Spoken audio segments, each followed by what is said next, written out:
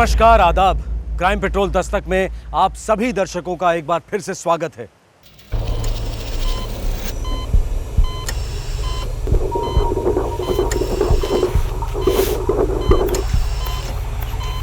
First class, एकदम first class है। Doctor, बच्चा बाबा है या बेबी?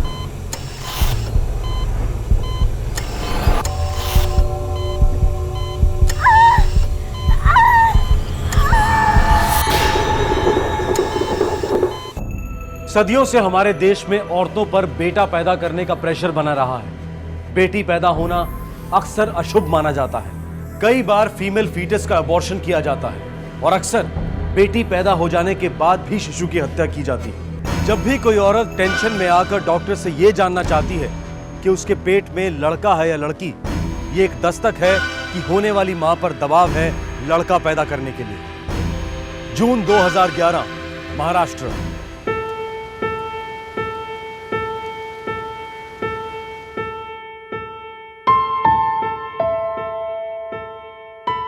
बेटा, मर्द बन मर्द, जो होना वो होगा। जी बाबा। और वो डॉक्टर शास्त्री है ना, बहुत एक्सपर्ट है इस मामले में, बहुत नाम है उनका।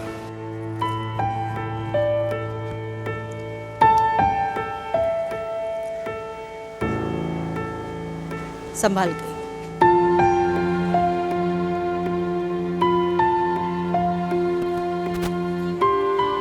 रहने दीजिए, पता लगते ही फोन कर देना। हाँ जी आइए। संभाल के जाना।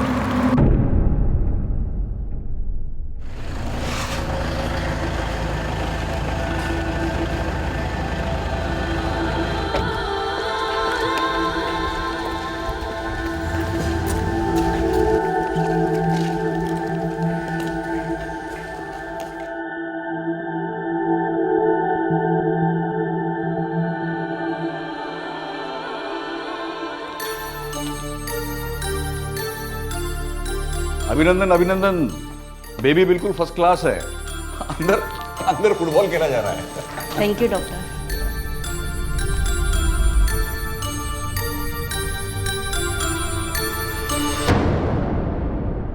आप काउंटर पर 10,000 जमा करिए और सीधे गणेश मंदिर जाकर प्रसाद चढ़ाइए।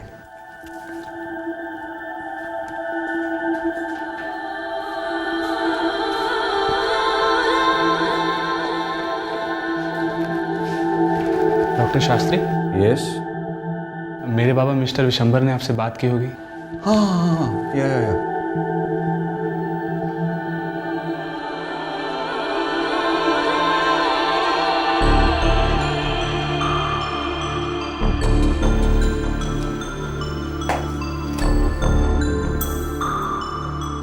टेंशन घेऊ नकोस हा. Breathe slowly. या हळू श्वास घे.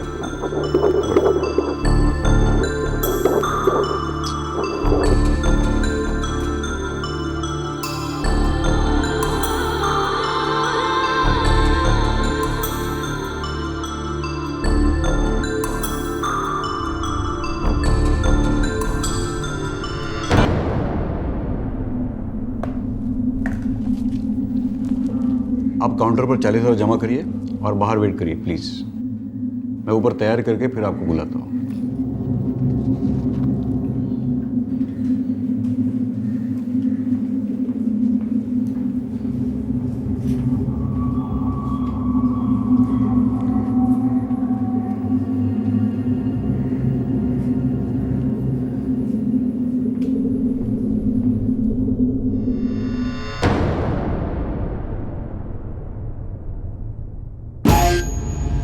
दस 10,000, 40,000, 10,000, 40,000, 10,000, 40,000। यार शिवनाथ, ये बड़ी बड़ी गाड़ियों में बड़े लोग, पर इनकी अकल इतनी छोटी क्यों होती है? क्यों रे, क्या बिगाड़ा है उन्होंने तेरा? हाँ? अरे ये नदी हमारी, नदी का पानी हमारा, अब ये लोग इसमें कचरा फेंकेंगे तो नुकसान किसका? अरे पर कोई कचरा नहीं था। हाँ। गणेश जी का प्रसाद और फूल थे ना। अरे जो भी है, पर है तो अपने पानी के लिए जहर ही ना। हाँ तो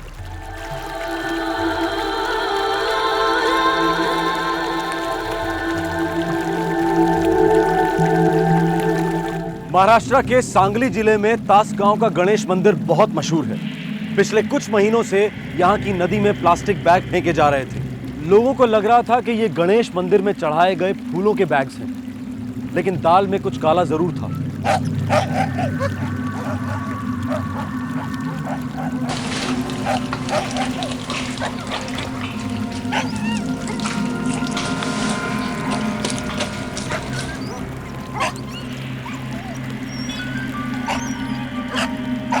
शिवनाथ, मैंने कहा था ना, इन प्लास्टिक की पोटलियों में कुछ गड़बड़ है। कभी कुत्तों को फूल प्रसाद खाते देखा है क्या? हाँ भैया भालेराव, अपने गांव में तो इतने कुत्ते नहीं थे, पता नहीं कहाँ से सूंघते हुए आ रहे हैं।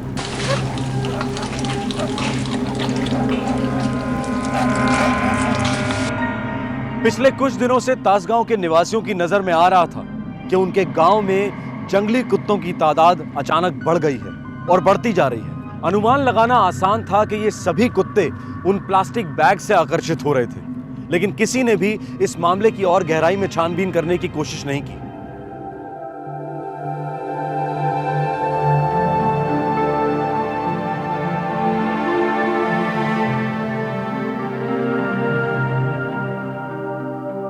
ऐसा दिल नहीं उदास करते मल्लिका, हम फिर से ट्राई करेंगे ना। और दोबारा वही हुआ तो? ऐसा बोल के मूड का सत्यानाश ना करो, हमारा नसीब इतना भी खराब नहीं होगा।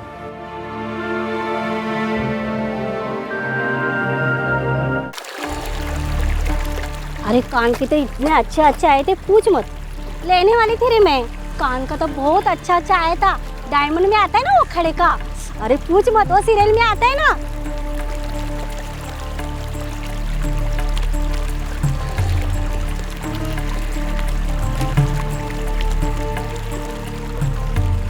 ये देखना, नदी को भी नहीं छोड़ते, कितना गंदा करके रखा है। देवारा देवारा, ये देखना प्लास्टिक के बैग में क्या पड़ा है। ये तो बच्चे के पाँव है रे। अपना पाप फेंक कर जा रहे हैं हमारी नदी में। इतनी हिम्मत! अरे कितने कमीने हैं ये लोग। पाटिल जी, उस पर कई प्लास्टिक की थैलियां फेंकी हुई है, जंगली कुत्ते फाड़ फाड़ के खा रहे। अब समझ में आ रहा है। ये सभी गर्भ 3 महीने के ऊपर के हैं और कुछ तो 5 महीने के। और ये सारे के सारे लड़कियों के होंगे, है ना? जी हाँ बिल्कुल, सारे के सारे फीमेल फेटिसेस ही है। इसका मतलब गैर कानूनी सेक्स डिस्क्रिमिनेशन हो रहा है कहीं। और लेट एबॉर्शंस भी। ये जरूर किसी मैटरनिटी होम या फिर गायनेकोलॉजिस्ट की क्लिनिक का काम हो सकता है। सुन दे, इलाके के जितने भी गायनेकोलॉजिस्ट हैं, मैटरनिटी हॉस्पिटल हैं, उन सबकी एक लिस्ट बनाओ। इनमें से एक ना एक तो जरूर बंद होकर के रहेगा। सर, पूरे तसगांव में 25 क्लिनिक्स हैं, 15 ऑपरेशन क्लिनिक और 10 सोनोग्राफी सेंटर्स। सोनोग्राफी सेंटर में अबॉर्शन नहीं किया जाता सुन दे, उसकी तैयारी की जाती है। गैर कानूनी तरीके से पता लगाया जाता है कि गर्भ के अंदर लड़का है या लड़की। तो रेड के लिए ऑर्डर लेना होगा? सबके लिए ले लेंगे, एक भी नहीं छूटना चाहिए। इंस्पेक्टर, ये रही आपकी रिपोर्ट। अब आपको कोर्ट के ऑर्डर मिलने में आसानी होगी। Thank you doctor. सारे के सारे क्लिनिक्स पे रेड करने का इरादा है। उसकी जरूरत नहीं है, एक आसान तरीका है जिससे आप सही क्लिनिक तक पहुंच सकते हो जो ये गलत हरकत कर रहा है। और वो क्या है? हाँ, खबर लेट मिली थी, क्या करते हैं?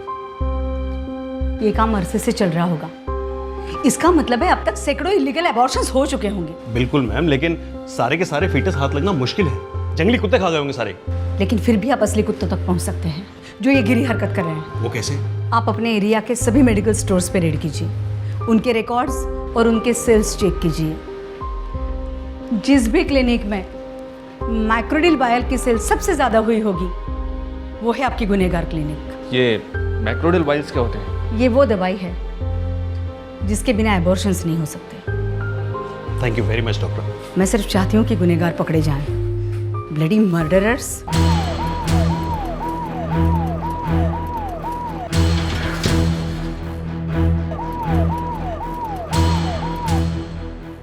अगले 24 घंटों में तासगांव के आसपास के 56 मेडिकल स्टोर्स पर रेड हुई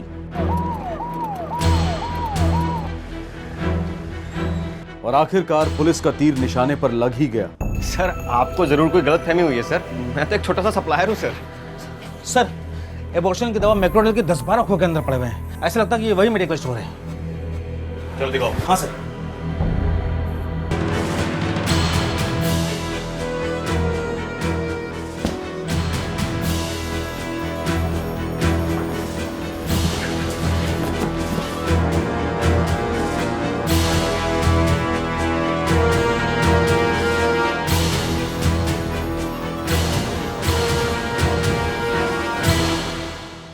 दो 2,970 मैक्रोडेल की डोसेस।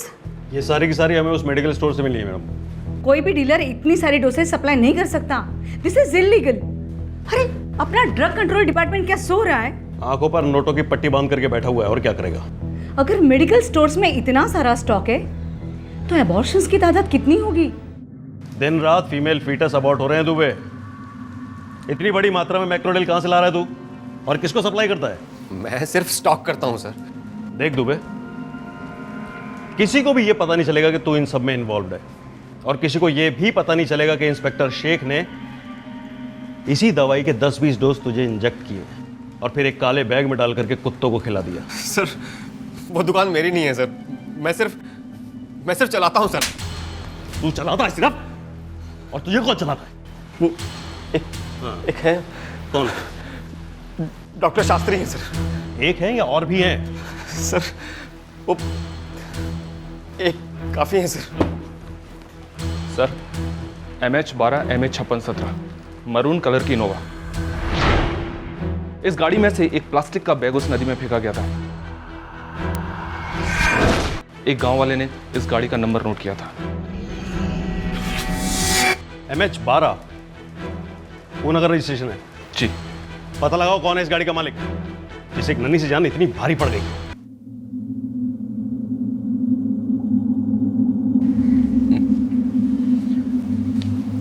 आप ये तलाशी वलाशी नहीं ले सकते, मेरे पेशेंट्स डिस्टर्ब हो जाएंगे। पेशेंट डिस्टर्ब हो जाएंगे, आपका बिजनेस डिस्टर्ब हो जाएगा डॉक्टर शास्त्री। क्या मतलब? जब हम आपके सारे रिकॉर्ड चेक करेंगे, आपके क्लिनिक का चप्पा चप्पा छान मारेंगे, उसके बाद में आप हमारा मतलब भी समझ जाएंगे। तलाशी लो पूरे क्लिनिक की। Yes sir. हटो हटो तुम लोग हटो।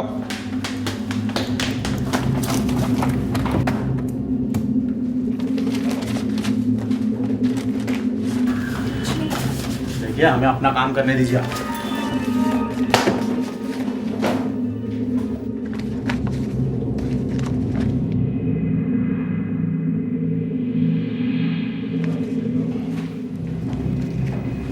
सर 19 नंबर किस पे भी 16 16 क्यों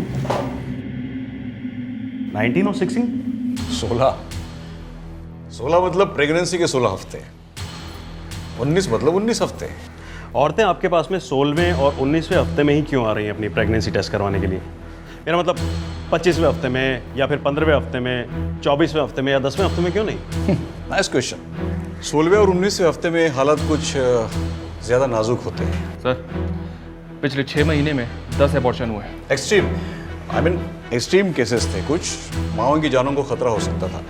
6 महीने में 10 अबॉर्शन, और आपके मेडिकल स्टोर में 2,970 मैक्रोडेल की डोजेस। रेशो कुछ अजीब सा नहीं लगता आपको?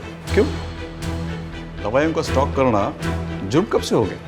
नहीं, कोई जुर्म नहीं है, लेकिन एक दस्तक जरूर है कि जुर्म इर्द गिर्द ही है, और बहुत संगीन जुर्म है। मुझे आपके दवाई के स्टॉक के सारे स्टेटमेंट्स, परचेज ऑर्डर की रिसीप्ट्स, डिटेल्स, सब कुछ चाहिए अभी। अभी तो यहाँ नहीं है, घर पे है, भिजवाता हूँ आपके पुलिस स्टेशन पे। सर बाहर कंपाउंड में कोई चीज़ मिली है, जल्दी चलिए सर। सोंडे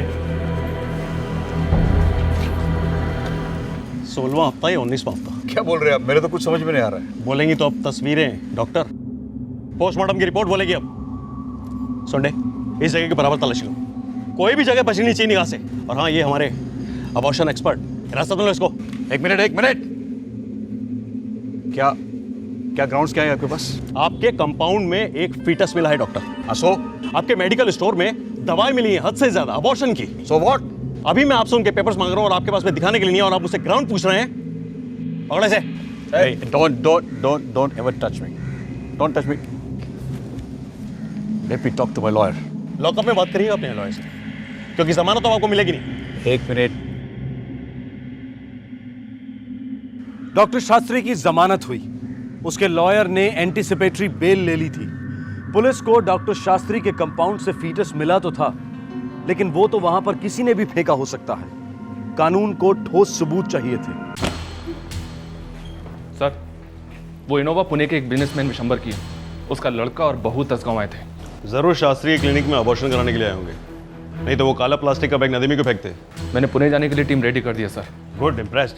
अब देखते हैं शास्त्री को जमानत कैसे मिल पाती है।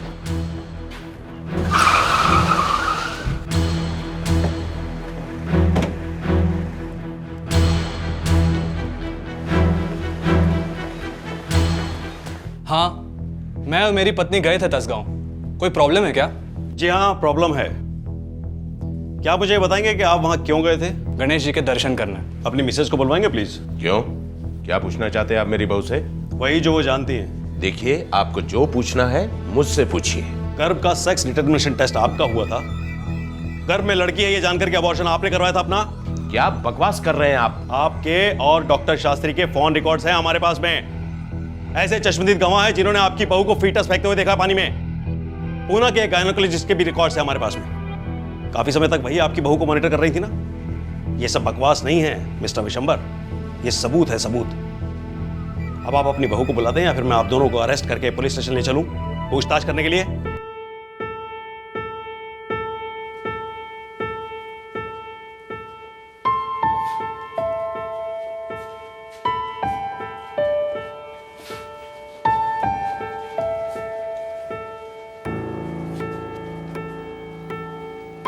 मल्लिका जी, क्या ये सच है कि आपने अपना फीटस निकलवाया है क्योंकि आपके पेट में एक लड़की पल रही थी?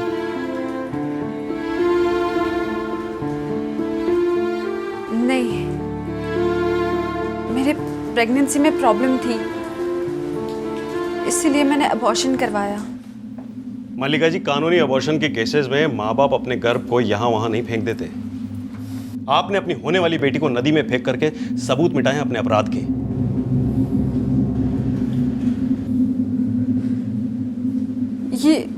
ये झूठ है।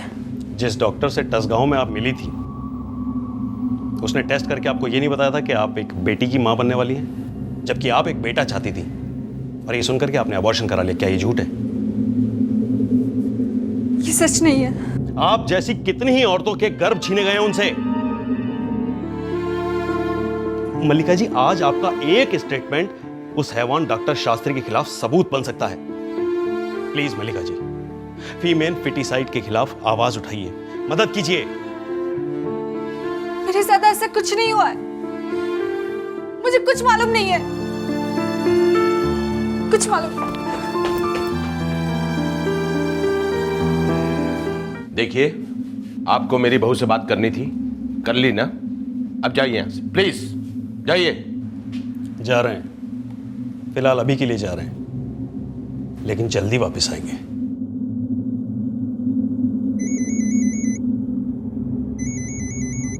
हेलो, डॉक्टर शास्त्री के खिलाफ सबूत चाहिए ना आपको? कौन बोल रहे हैं आप? देखिए, आप अपना नाम पता बता दीजिए। घबराइए नहीं, आपको पूरी प्रोटेक्शन दी जाएगी। मेरी चिंता छोड़िए, बस आप अपने ऑफिस जल्दी पहुंचिए। मैंने सबूत वहां भेज दिए हैं, 15-20 मिनट में आपको मिल जाएंगे। देखिए, अगर आप लाइव स्टेटमेंट देंगे तो हमारे सबूत तो और मजबूत होंगे। मैं जितना कर सकती थी मैंने किया है। हेलो हेलो,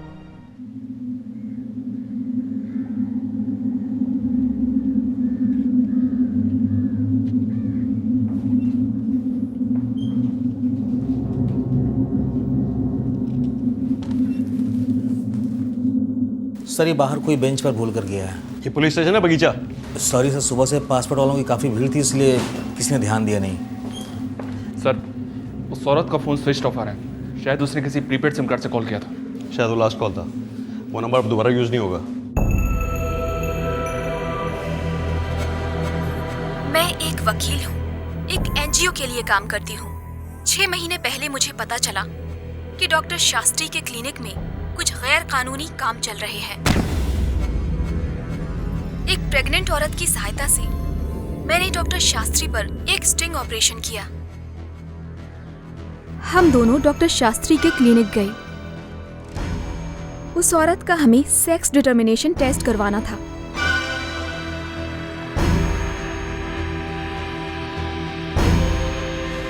ठीक है, आप अंदर 5 मिनट इंतजार कीजिए, मैं अभी आया। एक्सक्यूज मी, सिक पेशेंट, आप बाहर वेट करिए प्लीज।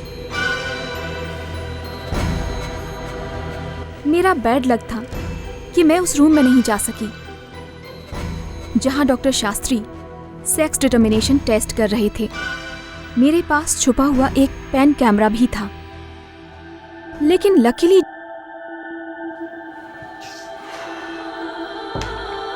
हेलो, जो औरत मेरे साथ थी उसने ठीक उसी समय मुझे फोन किया जब डॉक्टर शास्त्री उसके गर्भ का सेक्स डिटर्मिनेशन टेस्ट कर रहे थे। मैंने उस औरत और डॉक्टर शास्त्री के कॉन्वर्सेशन को रिकॉर्ड कर लिया। Good, you are through. क्या है डॉक्टर, लड़का या लड़की? आपको क्या चाहिए? मुझे तो लड़का चाहिए। श्योर? Yes sir. ये लकी लड़का ही दिखा रहा है, कबड्डी खेल रहा है। ये रहे आपकी रिपोर्ट्स। इसे दिखाकर आप काउंटर पर 10,000 जमा करिए और सीधे गणेश मंदिर जाइए, गणेश जी को पेड़े चढ़ाइए और बेटे का इंतजार कीजिए। मैंने नोटिस किया कि मेरी पार्टनर की रिपोर्ट पर नंबर 16 लिखा गया था। जिस वेटिंग एरिया में मैं वेट कर रही थी वहां पर मैंने कुछ और ही नोटिस किया। बाहर बैठी इंतजार कर रही औरतों की रिपोर्ट्स पर नंबर 19 यानी 19 लिखा गया था और उन सबको काउंटर में 40,000 रुपए जमा करने को कहा गया और उन सबको इंतजार करने के लिए कहा गया, जबकि हमें सिर्फ 10,000 रुपए देकर जाने के लिए कहा गया। कई डॉक्टर्स से बात करने के बाद मुझे नंबर 16 और नंबर 19 का राज पता चला। मैंने रिपोर्ट्स की कॉपी सीडे के साथ भेजी है।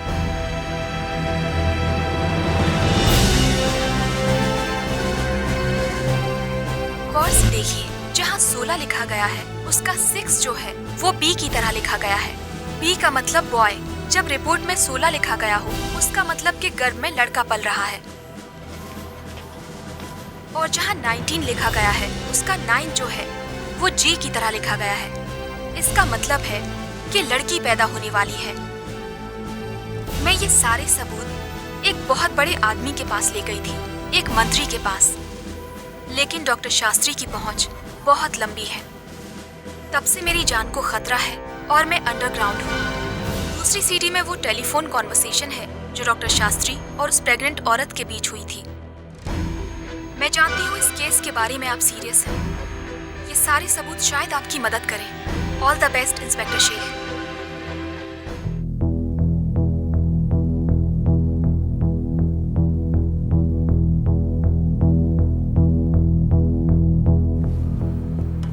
इंस्पेक्टर, इस टेलीफोनिक कन्वर्सेशन को कोर्ट सबूत नहीं मानेगी। मुझे लगता है कि अरेस्ट वारंट इशू होना मुश्किल है, एक्चुअली नामुमकिन। मैक्रोडेल वकील साहब, 2,970 डोजेज और आप कह रहे हैं नामुमकिन है? इंस्पेक्टर, एक्चुअली ये ड्रग स्टॉकिंग वायलेशन का मामला है और डॉक्टर शास्त्री अपनी दुकान खुद तो चलाते थे नहीं, वो दुबे के थ्रू चलवाते थे, तो डॉक्टर शास्त्री के नाम पर बिल फटने की संभावना है ही नहीं। शास्त्री बहुत टेढ़ा आदमी है, हमें और ठोस सबूत चाहिए।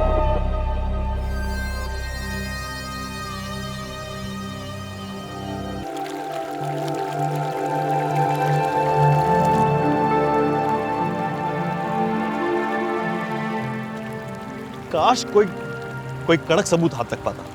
कैसे नन्ही नन्ही बच्चों की जान ले रहे हैं। सच कहूँ तो सर हमें इस केस को क्लोज कर देना चाहिए, क्योंकि अगर हमारे हाथ कोई ठोस सबूत लग भी गया तो ये शास्त्री ऊपर से जैक लगाएगा और छूट जाएगा और हम केवल देखते रह जाएंगे सर। और पब्लिक सोचेगी कि पुलिस निकम्मी है, नकारा है, सिर्फ इन जैसे कुछ लोगों की वजह से।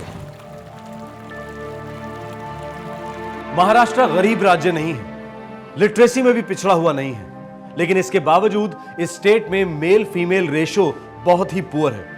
लड़के ज्यादा होते जा रहे हैं और लड़कियां कम। ऐसे में एक डॉक्टर खुलेआम गैर कानूनी सेक्स डिटर्मिनेशन कर रहा है, अबॉर्शन कर रहा है, लेकिन शासन चुप है, मानो वो अंधा, बहरा और गूंगा हो गया हो। दूसरी तरफ पुलिस ठोस सुराग ढूंढने के लिए हाथ पैर मार रही थी। मामला होपलेस लग रहा था, लेकिन नहीं, इंसाफ के घर में देर है, अंधेर नहीं। सर, आपसे कोई लेडीज मिले आई हुई हैं। कहाँ से? पूना से, मिसेस मल्लिका।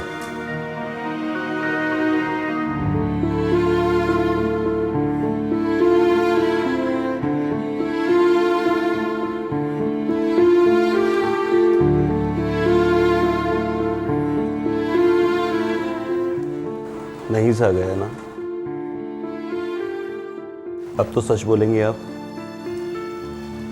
इसीलिए आई हूँ मैं यहाँ पे। आपका स्टेटमेंट रिकॉर्ड करना चाहता था वकील के सामने। चलेंगी? जब मुझे पता चला मैं माँ बनने जा रही हूँ, मैं बहुत खुश थी। बल्कि वो मेरी जिंदगी का सबसे खुशी का दिन था। पर वो खुशी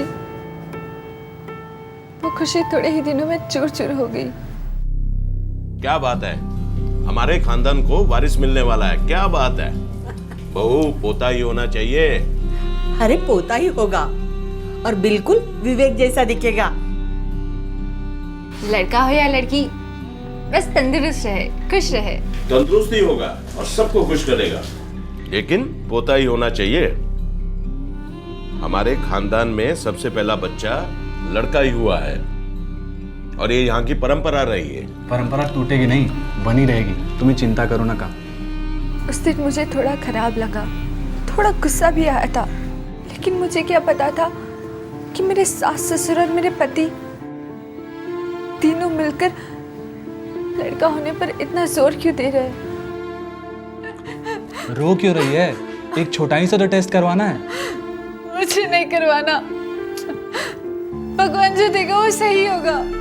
इतने नखरे तब दिखा जब तू पोते का मुंह दिखाएगी, समझी? हमारे खानदान में पहला लड़का मतलब पहला लड़का, वही आगे जाकर हमारे खानदान का बिजनेस संभालेगा और जमीन उसी के नाम होगी। अपने मर्जी के खिलाफ मैं 5 जून को अपने पति के साथ दसगांव गई, अपने होने वाले बच्चे की सेक्स डिटर्मिनेशन कराने के लिए। सॉरी, लड़की है।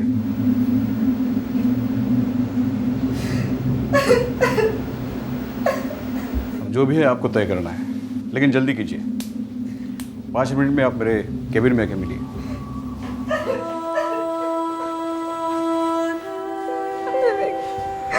ये हमारी बच्ची है, तुम्हें बहुत प्यार करेगी।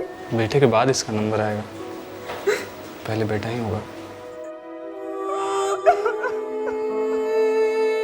मेरी मर्जी नहीं थी, बिल्कुल नहीं थी। वो अबॉर्शन मेरे साथ जबरदस्ती किया गया।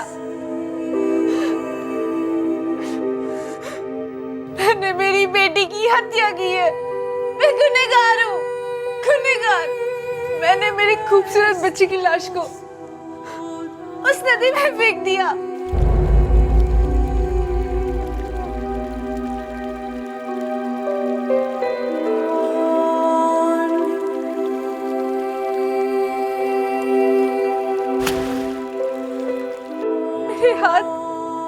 मेरी आत्मा जोर जोर से कांप रहे थे। शायद भगवान मुझे कभी माफ नहीं करेगा, लेकिन मैं उन सब लोगों को सजा देना चाहती हूँ जिन्होंने मुझे ये महापाप करने के लिए मजबूर किया है। मेरे सास ससुर, मेरे पति और वो डॉक्टर शास्त्री।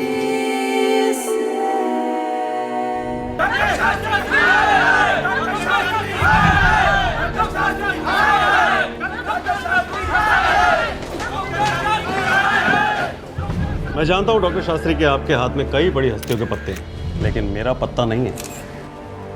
मैं पागल कुत्ते की तरह तुम्हें ढूंढता रहूंगा, नोचता रहूंगा। जितनी बार आप मेरे जबड़े से निकल करके भागेंगे, मैं उतनी बार आपको पकड़ के काटता रहूंगा। पागल कुत्तों के साथ क्या किया जाता है तुम अच्छी तरह जानते हो इंस्पेक्टर शेख। बहुत अच्छी तरह जानता हूँ। और एक बात आप भी जान लो, हजारों बच्चियों की रूहें तुम्हें बद्दुआएं दे रही हैं। तुम बच नहीं सकते। No chance.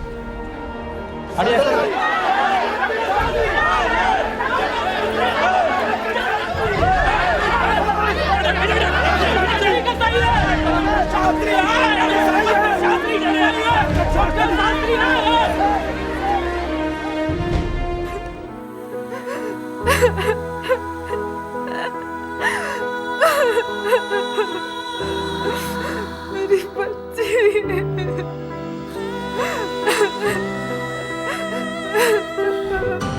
नमस्कार, आदाब। क्राइम पेट्रोल दस्तक में आप सबका स्वागत है।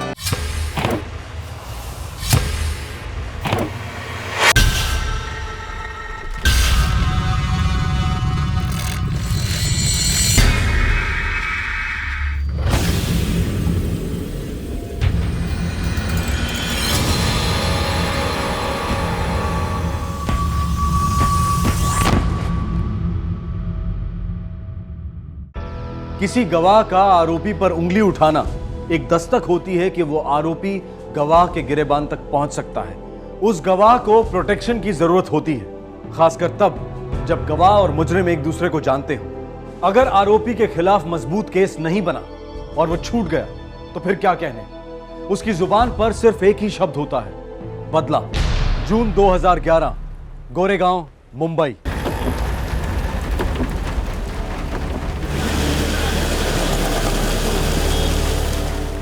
मुंबई का बारिश का कोई भरोसा नहीं है, कब आता है कब जाता है मालूम ही नहीं पड़ता। पिंडोशी आ गया साहब। मालूम है मेरे को, गाड़ी साइड में दबा दे। डिक्की खोल।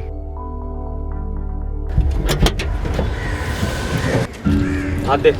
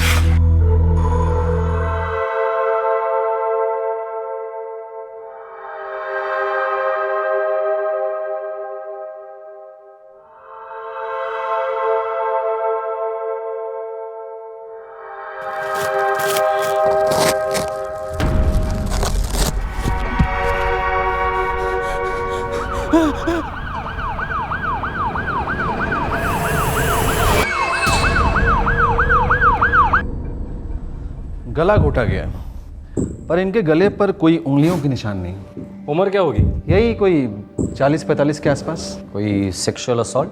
नहीं नहीं नहीं, बिल्कुल नहीं। कोई स्ट्रगल, मतलब कातिल के साथ कोई हाथापाई? No struggle. हाँ, मैंने इनके ब्रेन, इनके कान और इनके मुंह के अंदर की प्रिलिमिनरी एग्जामिनेशन किया है। फुल चांस है कि इन्हें बोलने और सुनने में प्रॉब्लम थी। मतलब टोटल ब्लाइंड केस है, कोई आइडेंटिफिकेशन नहीं, कोई फिंगरप्रिंट्स नहीं। हमारे पास है सिर्फ एक गूंगी बहरी औरत की लाश।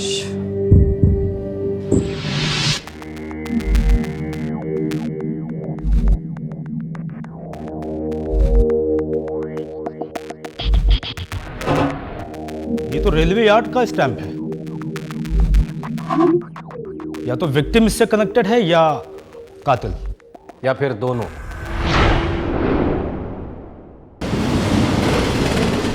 हाँ सर, ये कार्टन हमारे डिपो का है। मैं इसे पहचानता हूँ। इस औरत को पहचानते हो?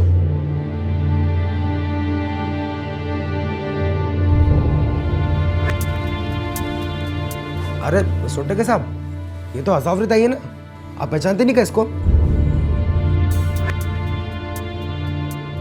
नहीं सर, सॉरी, मैं इसे नहीं पहचानता। इस औरत की लाश इस कार्टन में मिली है। आप बेचारी गूंगी पे थी ये तो। क्या काम क्या करती थी? रेलवे के मेडिकल डिपार्टमेंट में काम करती थी। अच्छी भली औरत थी, किसी से कोई लेना देना भी नहीं था इसका। पता नहीं साहब उसको मार कर क्या मिलेगा किसी को।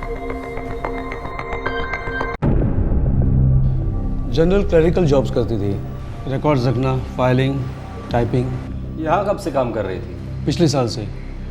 पति रेलवे में था, एक्सीडेंट में मारा गया, तो इसे जॉब दे दी गई। रहती कहाँ थी? यही रेलवे क्वार्टर्स में। काम पर कब से नहीं आ रही है? वैसे तो रोज आती थी, पर कल संडे था तो सेंटर बंद था।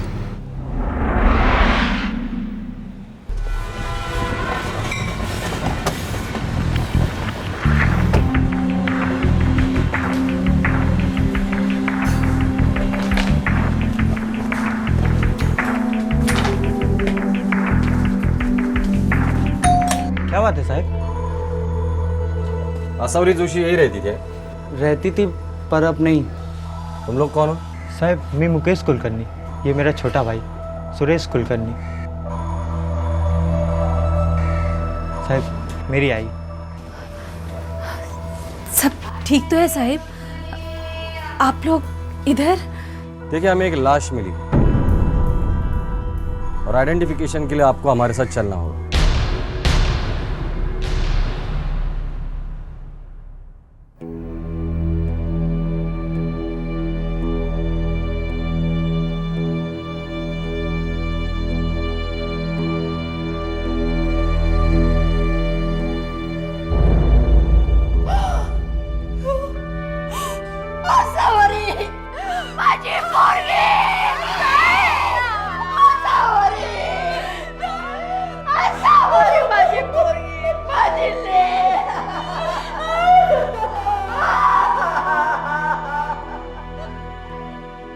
पैंतालीस वर्षीय गूंगी बहरी रेलवे कर्मचारी असावरी जोशी की लाश को आखिरकार पहचाना गया।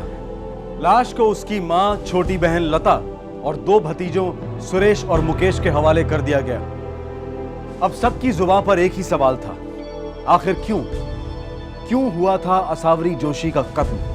क्यों उसकी लाश को कार्टन में ठूस कर सड़क के किनारे किसी कूड़े कचरे की तरह फेंक दिया गया? मैं मंदिर से घर वापस आई तो देखा कि आसावरी घर ही नौती साहब।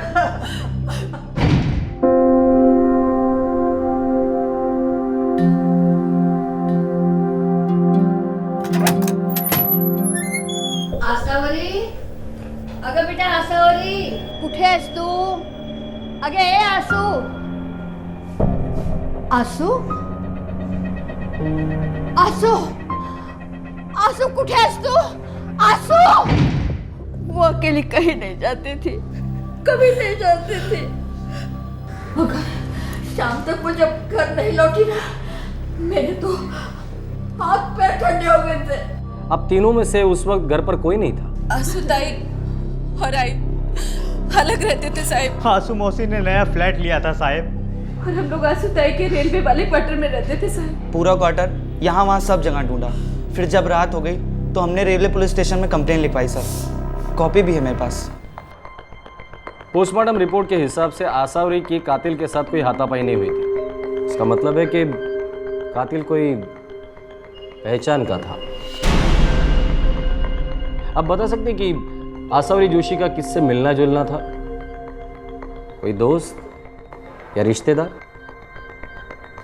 नहीं साहब, जब भी मेरे जीजा जी हेमंत जोशी ऑफ हुए तभी से ताई किधर भी आती जाती नहीं थी, केवल ड्यूटी और घर। और अगर किधर भी आना जाना होता था इनमें से कोई एक होता था उनके साथ। हम तो जानते हैं ना कि ताई बोलो सुन नहीं पाती थी साहब। पर कल संडे था, छुट्टी का दिन, हो सकता है कहीं घूमने फिरने चली गई हो, मतलब गार्डन में या मंदिर में। नहीं साहब, अगर किधर भी होती तो या नए वाले फ्लैट में या फिर हमारे साथ क्वार्टर में साहब। आसू मौसी जो करती थी हम लोगों के लिए ही करती थी। हम दोनों को अपने बेटे जैसा मानती थी साहब। बहुत अच्छी थी साहब, बहुत अच्छी थी।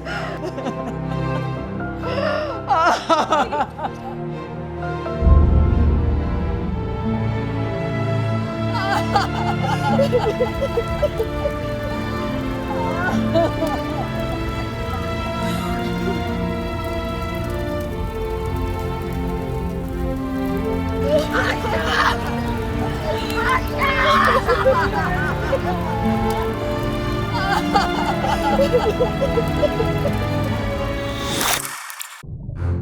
गूंगी थी, मतलब दम घुटते समय चिल्ला भी तो नहीं सकती। लाश को कार्टन में डालकर ठिकाने लगाया गया है।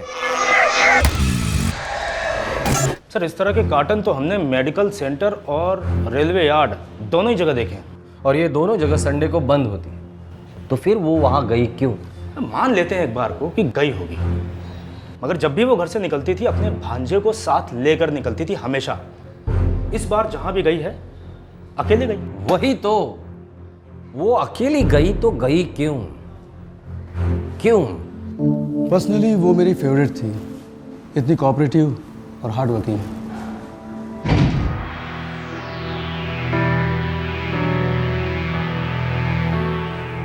ओ आशा भाई, 6:30 बज गए, घर नहीं जाना है क्या?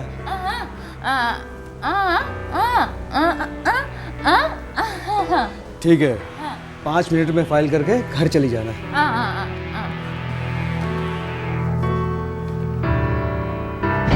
एक दिन भी छुट्टी नहीं, एक दिन भी लेट नहीं, किसी से उसकी कोई शिकायत नहीं। तो ऐसी औरत की कोई जान क्यों लेगा डॉक्टर साहब? किसी के साथ दुश्मनी थी? दुश्मनी तो मैं इमेजिन भी नहीं कर सकता। किसी के साथ कोई खास दोस्ती? देखिए, विधवा थी इसलिए पूछ रहा हूँ। आपके डिपार्टमेंट में से किसी के साथ उनका अफेयर था? डिपार्टमेंट में से तो कोई नहीं था। हाँ, एक आदमी जरूर था।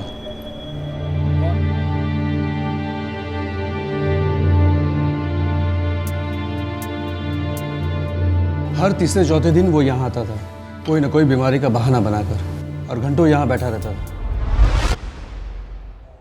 लफड़ा कुछ नहीं था साहब, बस मैं आशावरी को बहुत पसंद करता था साहब।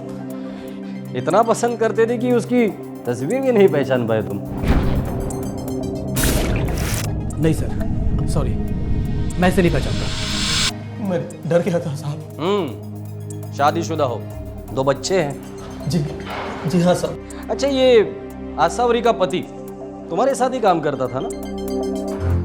जी हाँ साहब, लेकिन मेरा कोई लफड़ा नहीं साहब। तुम लफड़ा करना चाहते थे, पर आशावरी तुम्हें घास नहीं डाल रही थी। उसके साथ सोना चाहते थे, हाँ या ना? अच्छा बता, संडे को कहाँ था तू? संडे को मैं घर पे था साहब, अपनी फैमिली के साथ।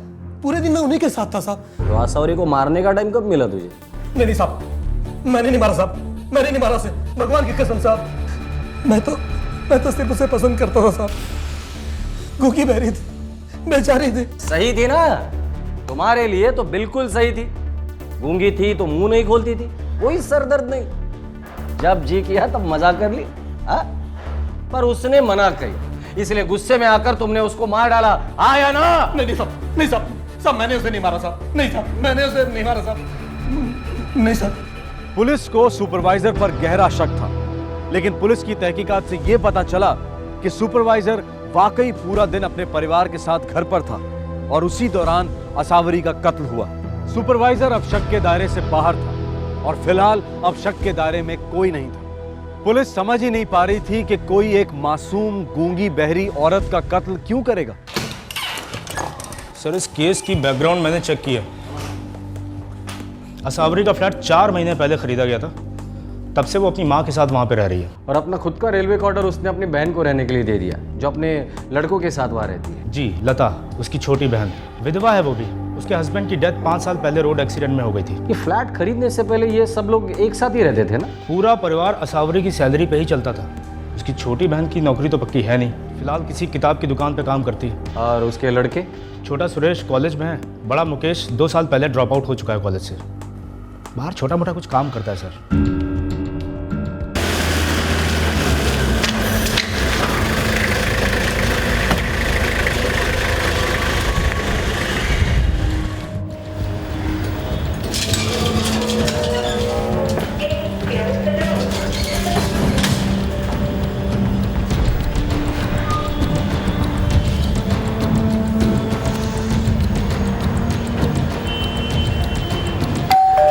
सुबह के 9 बजे थे जब मैं मंदिर के लिए निकली थी। अजय, अब चाबी हमेशा यहाँ पायदान के नीचे ही रखती है? हो साहब, घंटी बजाने का कोई मतलब ही नहीं था, क्योंकि मेरी आंसू सुन ही नहीं सकती थी। अब पिछले 4 महीने से यहाँ रह रही है। हो सर।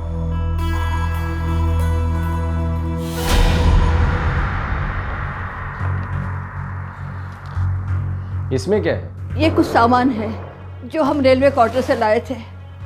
पिछले कई दिनों से हम दोनों सोच रहे थे कि इसका कुछ बंदोबस्त कर दे, लेकिन अब क्या करूं इस सामान का। भगवान ने अच्छा बंदोबस्त कर दिया रे। मेरी आंसू को मुझसे छीन लिया। एक काय के लड्डू बाजा बरोबर। आंसू आंसू।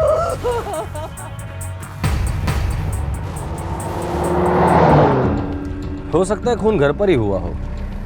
सुन नहीं सकती थी, चिल्ला नहीं सकती थी, आराम से काम कर कर चला गया होगा। सर मुझे लगता है ये काम किसी जान पहचान वाले का ही होगा। उसको पता होगा कि चाबी डोरमैट के नीचे रहती है। उसने चाबी निकाली होगी, दरवाजा खोला होगा और चुपचाप अंदर आ गया। सोमवार सुबह लाश वाला कार्टन यहाँ मिला था। पोस्टमार्टम के हिसाब से लाश 24 घंटे पुरानी थी। आसावरी की माँ सुबह 9 बजे मंदिर गई, 11 बजे लौटी। खून इसी बीच हुआ है। बिल्कुल सर। बॉडी को कार्टन में रखा गया होगा रात तक और सुबह यहाँ लाके डंप कर दिया गया होगा। 24 घंटे में तो लाश भारी हो जाती है और आसावरी का घर यहाँ से कम 25 मिनट दूर। रेलवे क्वार्टर से 15 मिनट। एक काम करो जी, इस एरिया के जितने भी लोकल टैक्सी, रिक्शा या टेम्पो वाले हैं सबसे पूछताछ करो। ठीक है सर। अरे क्या छोटू, अभी तक कैरम नहीं सीख पाया तू? ए सचिन, स्कूल नहीं जाना क्या? पूरा दिन कैरम कैरम। आई बस एक गेम, बस एक लास्ट। बिल्कुल नहीं, लास्ट लास्ट कर करके इस मुकेश की तरह लास्ट आएगा। अरे वो ताई, जास्ती डायलॉग मत मार। मैं नहीं बुलाया तेरे लड़के को इधर। हाँ हाँ, तू क्यों बुलाएगा? तू तो सपेरा है ना, सिर्फ बीन बजाता है। क्या बक रही है ताई तू? तेरे को बरोबर मालूम है मैं क्या बोल रही हूँ। बच्चे तेरे पास लौ चुंबक की तरह चिपकते हैं, जैसे सोनू चिपका था, है ना, पिछले साल। अरे ताई, जास्ती भेजा मत सर का, समझी ना? जास्ती बात बोलेगी तो भारी पड़ेगा, बोले देता हूँ। जो गलत करता है उसी को भारी पड़ता है। लेके जाता है इसको, लेके जा। चल सचिन, सचिन आज के बाद तू ये मुकेश के साथ देखा ना तो तेरी टांगे तोड़ दूंगी। ये औरत कौन है और सोनू कौन है? अरे छोड़िए ना साहब, वो औरत थोड़ा मेंटल है, कुछ भी बोलती है। मुकेश, ये मावशी तुमसे बहुत प्यार करती थी ना? हो साहब। तो उसके कातिल को पकड़ने में हमारी मदद करोगे? मैं क्या मदद कर सकता हूँ साहब? मुकेश भी क्या हुआ इंस्पेक्टर साहब? देखिए, हमें लगता है कि संडे सुबह आपकी बहन के फ्लैट में कोई गया था, उनका खून किया, उनकी लाश को कार्टन में डाला और सुबह सुनसान सड़क पर छोड़ दिया।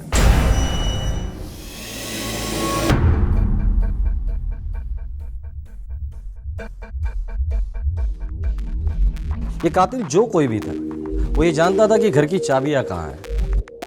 वो ये भी जानता था कि आपकी माँ सुबह 9 से 11 के बीच मंदिर चली जाती है, और वो ये भी जानता था कि आसावरी घर पर ही और कहीं नहीं। अब आप तीनों मुझे एक बात बताओ, वो कौन है जो ये सारी बातें जानता है?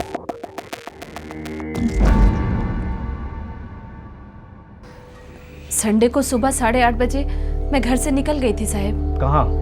एक फ्लैट देखने के लिए। जहाँ तक मुझे पता है आपकी आमदनी इतनी नहीं है कि आप फ्लैट खरीद सकती है लता कुलकर्णी। आसुताई हमें लोन दे रही थी। फ्लैट देखने आप अकेली गई थी? नहीं, मैं भी गया था आई के साथ। और तुम? मैं तो घर पर ही था साहब। क्यों? तुम क्यों नहीं गए? ए मुकेश, उठ ना। क्या रे, कुंभकर्ण की तरह सोता रहता है? क्या है आई? अरे वो फ्लैट देखने नहीं जाना क्या? तेरे को कागज दिए थे ना जेरॉक्स कराने के लिए, भूल गया क्या? अरे ना आई, तू भूल गई। अरे मैंने बोला था ना मेरे को नहीं जाने का फ्लैट देखने को, तू सुरेश को ले जा। बस मुझे नहीं जाना था फ्लैट देखने। क्यों? क्योंकि आई आंसू मौसी से लोन लेने वाली थी और मुझे पसंद नहीं था। वो भी तो तुम्हारी माँ समान थी, तो पसंद क्यों नहीं था? एक बार मुकेश ने आसुताई से कुछ पैसे मांगे थे चाइनीज गाड़ी के धंधे के लिए। मौसी, मेरे को बिजनेस करना है, मुझे 20,000 रुपए दो ना। अरे मौसी सुनो तो, दे दो ना मुझे पैसे।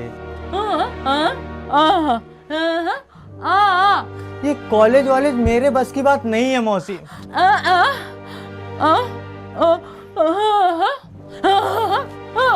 आपको क्या लगता है मैं दिन भर आवारागर्दी करता रहता हूँ? अरे नहीं मौसी, मैं काम ढूंढता रहता हूँ, काम, मुझे बिजनेस करना है।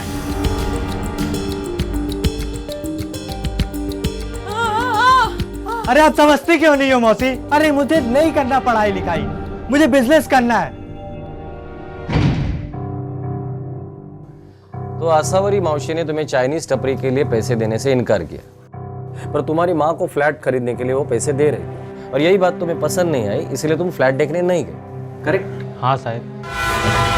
एक काम करो, 2 हवालदार यहाँ लगा दो जी, और ये मुकेश की हिस्ट्री निकालो, उसकी हर मूवमेंट पे नजर रखना। ये सोनू एंगल क्या है वो भी जरा चेक करना।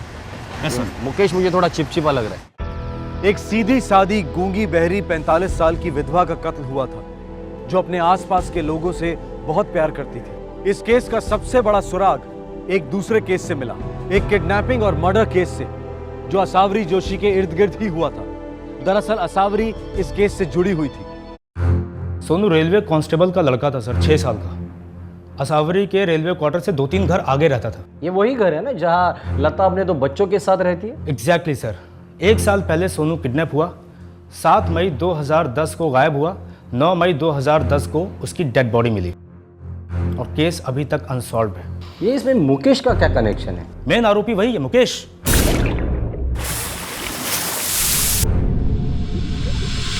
Sir, Goregaon railway police station में ये केस दर्ज हुआ। पुलिस को किसी ने बताया कि सोनू को आखिरी बार मुकेश के साथ देखा गया। सोनू को मुकेश के साथ आखिरी बार देखा था, ये बात पुलिस को किसने बताई?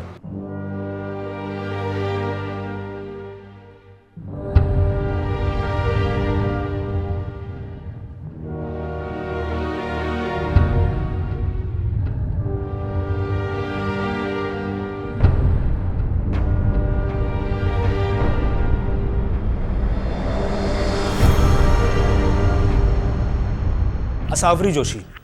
उसने सुबह मुकेश और सोनू को एक साथ देखा, उसके बाद सोनू को किसी ने नहीं देखा।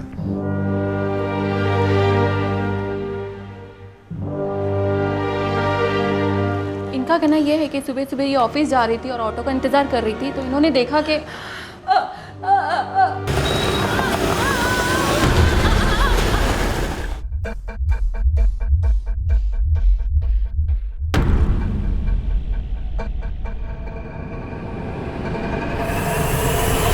सर, मुकेश ने कबूल किया कि वो सुबह सोनू के साथ था, मगर उस पर कोई किडनैपिंग का चार्ज नहीं लगा। उसका रिकॉर्ड एकदम क्लीन था, लड़का एकदम साफ था सर। और अभी भी साफ ही है मुकेश। साहब, आंसू मौसी सच ही कह रही थी। उन्होंने मुझे देखा था सोनू के साथ, और वो सही थी। इस बात को लेकर मुझे उनसे कोई नाराजगी नहीं थी साहब। चाइनीज गाड़ी के लिए लोन देने से मना किया था, इस बात का भी तुम्हें गुस्सा नहीं था? ऊपर से एक किडनैपिंग के केस में उसने तुम्हें आरोपी साबित किया था, इस बात का भी तुम्हें गुस्सा नहीं था? संत महात्मा है क्या तू? मेरा यकीन कीजिए, मुझे उनसे कोई बैर नहीं थी। और वो जो भी कहती थी मेरे भले के लिए ही तो कहती थी साहब। वो मेरे माँ समान थी साहब, माँ ही समझिए।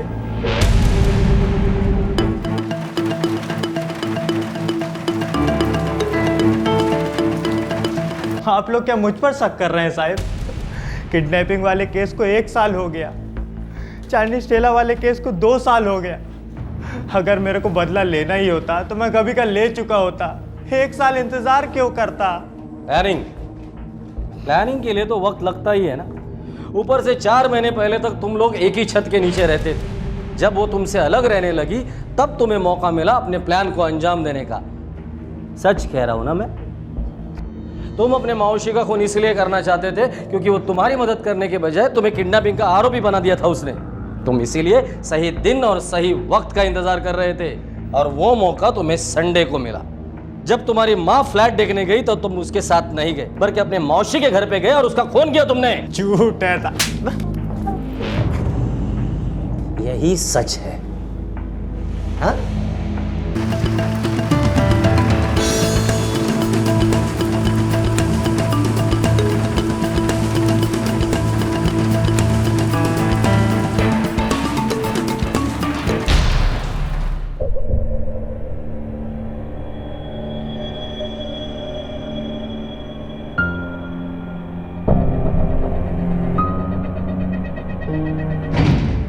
साहब डिंडोशी आ गया। मालूम है मेरे को, गाड़ी साइड में दबा दे। ले डिक्की खोल। हाथ दे।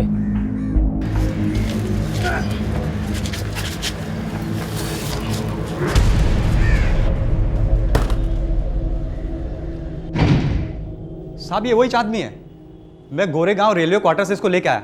साहब इस आदमी के पास बहुत बड़ा और भारी पार्सल था। मुकेश फिर एक बार एक संगीन जुर्म में आरोपी बन गया था, लेकिन इस बार वो सबूत ना होने के कारण छूटने वाला नहीं था।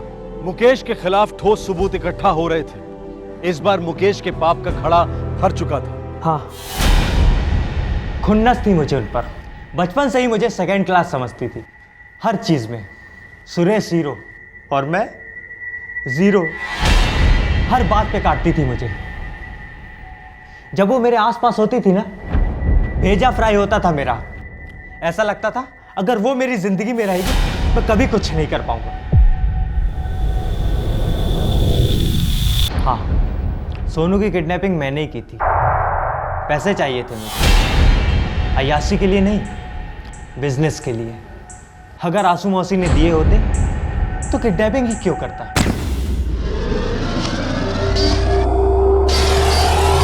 मैं फिरौती मांगने ही वाला था। सोनू का बाप मालदार था, दे देता आराम से। सोनू को तूने मार डाला? हाँ। क्यों? ऑलरेडी मुझ पर ही शक था। अब ना पैसे मांग सकता था और ना बच्चे को छोड़ सकता था, इसलिए मार डाला। कैसे मारा उसे? कैसे मारा सोनू को? गला दबाकर। मौसी को भी ऐसे ही मारा था ना तूने, गला दबाकर? उस संडे की सुबह को मैं जानबूझकर माँ के साथ नहीं गया। मुझे पता था आंसू मौसी घर में अकेली हो।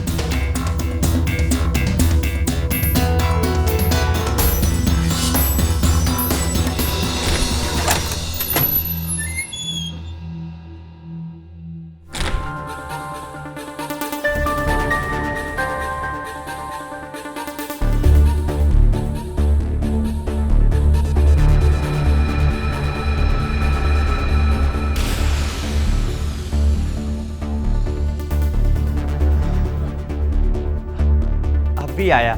मौसी भूख लगी, कुछ खाने को दो ना। हाँ आप बना के लेके आओ, मैं यहीं हूँ। मैं वहाँ पहुँचा और कहा मेरी माँ जल्दी निकल गई, नाश्ता नहीं बनाया, भूख लगी है। लेकिन मौसी को मालूम नहीं था मुझे दरअसल उनके जान की भूख थी।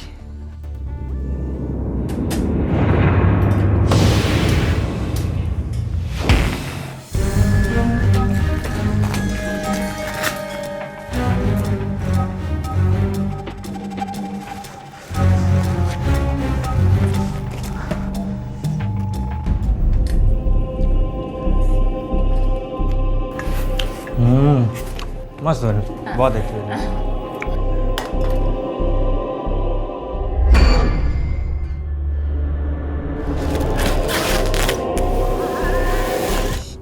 रेलवे क्वार्टर के डंपिंग एरिया में सालों से कोई गया नहीं था। उस दिन मैं गया आंसू मौसी के साथ, पूरा दिन उसे वहीं रखा। फिर दूसरे दिन सुबह जाकर लाश को सड़क पर छोड़ दिया।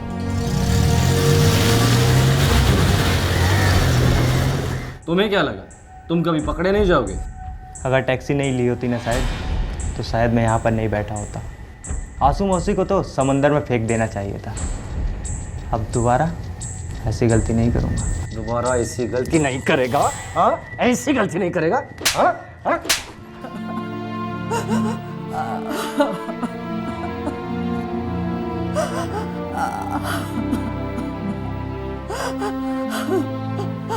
मुकेश और उसकी मौसी असावरी के बीच बिजनेस लोन को लेकर हुई अनबन इस केस की पहली दस्तक थी। सोनू किडनैपिंग और मर्डर केस में मुकेश का इन्वॉल्वमेंट एक बहुत बड़ी दस्तक थी कि लड़के में खतरनाक मुजरिम वाली हैवानियत कूट कूट कर भरी है। गूंगी बहरी होने के बावजूद असावरी ने इस दस्तक को सुना, इसीलिए उसने मुकेश का साथ कभी नहीं दिया। पर मुकेश की माँ और नानी ने इस दस्तक को सुनकर भी अनसुना कर दिया और इसकी कीमत चुकानी पड़ी असावरी को। हर जुर्म दस्तक देता है, ध्यान से सुनिएगा, जाने बच सकती हैं। फिर मिलेंगे अपना ख्याल रखें, सुरक्षित रहें। जय हिंद। इस तरह के और भी एपिसोड देखने के लिए हमारे चैनल को सब्सक्राइब करें और बेल आइकन दबाना ना भूलें।